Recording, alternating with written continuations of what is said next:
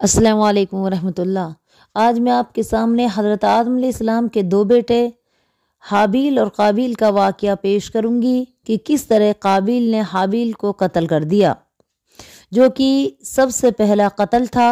حضرت آدم علیہ السلام کی بہت سی اولاد ہوئی، ان میں سے حابیل اور قابیل بھی ہیں جن کا ذکر قرآن پاک میں موجود ہے۔ حضرت ابن عباس اور ابن مسعود اور صحابہ اکرام کی ایک جماعت سے مروی ہے کہ حضرت آدم علیہ السلام کی اولاد کی پیدائش کا یہ دستور تھا کہ ایک بطن سے ایک لڑکا اور ایک لڑکی پیدا ہوتے اور دوسرے بطن سے بھی اسی طرح ایک لڑکا اور ایک لڑکی پیدا ہوا کرتی تھی، اور بوقت ضرورت خدا کے حکم سے ایک بطن کے لڑکے کا دوسرے بطن کی لڑکی سے نکاح کرا دیا جاتا تھا۔ چنانچہ ایک بار ایک بطن سے حابیل اور اس کی بہن لبوزہ پیدا ہوئی، دوسرے بطن سے قابیل اور اس کی بہن اقلیمہ پیدا ہوئی۔ اقلیمہ لبوزہ سے حسین تھی، اس لیے قابیل چاہتا تھا کہ دستور شریعت کے خلاف میرا نکاح اس سے ہو جائے، اور وہ اپنا استحقاق بھی ظاہر کرتا تھا، لیکن حضرت آدم نے حکم شریعت کی موافق قابیل کا نکاح اقلیمہ سے کر دیا، اور حابیل کو اس پر رشک پیدا ہوا اور دل ہی دل میں حابیل کو دشمن ہو گیا۔ حضرت آدم علیہ السلام نے قابیل کی دلجوئی اور اطمینان کے لیے حکم دیا کہ تم دونوں اپنی اپنی نظریں لے کر دربار الہی میں پیش کرو، جس کی نظر قبول ہو جائے گی وہی اقلیمہ کا جائز مستحق سمجھا جائے گا۔ اور چونکہ اس زمانے میں کوئی فقیر نہیں ملتا تھا، اس لیے دستور تھا کہ کھلے میدان میں ہر شخص اپنی نظر رکھ دیتا تھا۔ آسمان کی طرف سے ایک آگ آتی تھی اور جس کی نظر قبول ہوتی تھی وہ اس کو کھا جاتی تھی۔ حابیل و قابیل حضرت آدم علیہ السلام کے فیصلے پر راضی ہو گئے۔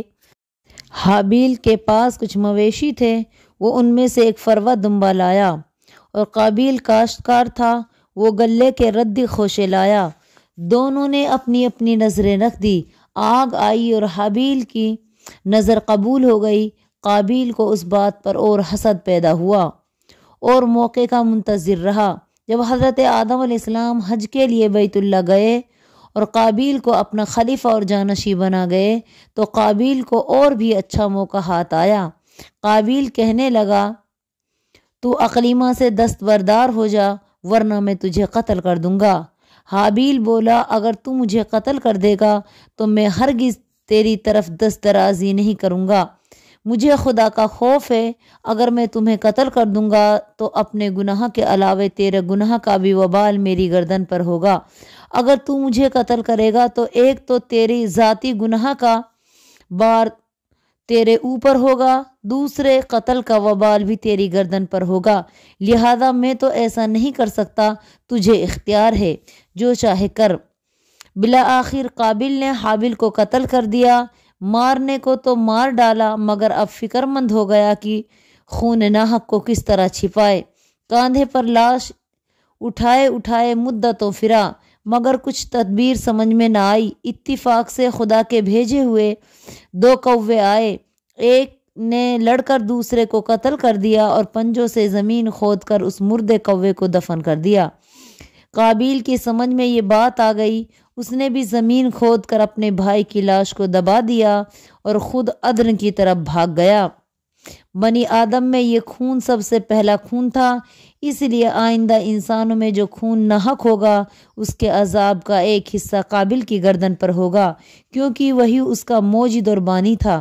چونکہ دنیا میں فتنہ و فساد، ظلم و فساد اور ناحق قتل کی ابتدا ہو گئی، لا محالہ ایک قانون عدل کی ضرورت پڑی۔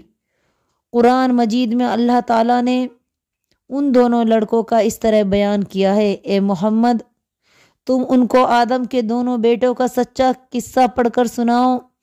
جب کہ دونوں نے نیاز پیش کی تو ایک کی نیاز قبول ہو گئی اور دوسرے کی قبول نہ ہوئی۔ وہ بولا، میں تجھے ضرور مار ڈالوں گا۔